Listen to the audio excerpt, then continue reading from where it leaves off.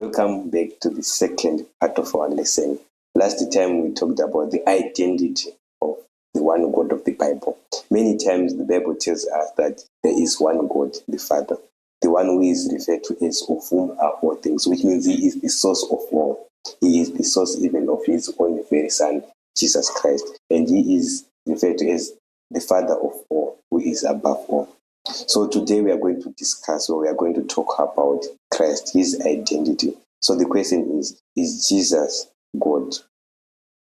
Many times the Bible teaches that Jesus Christ is the begotten Son of the Father. He is not the Father, but he is the Son of the Father. So Jesus being the Son of the Father, being the Son of God, he is of the very nature of his Father. He possesses the very nature of his Father.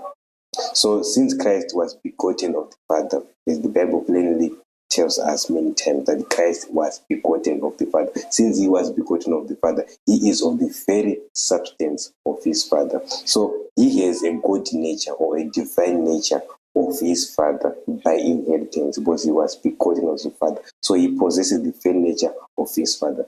In Hebrews chapter 1 verse 3, he is described as the express image of his person, which means, so Jesus, if he is the Son of God, so he is the express image of his person.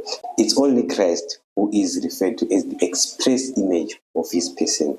Why? Because he is the only begotten Son of God, which means he possesses the very nature of his Father.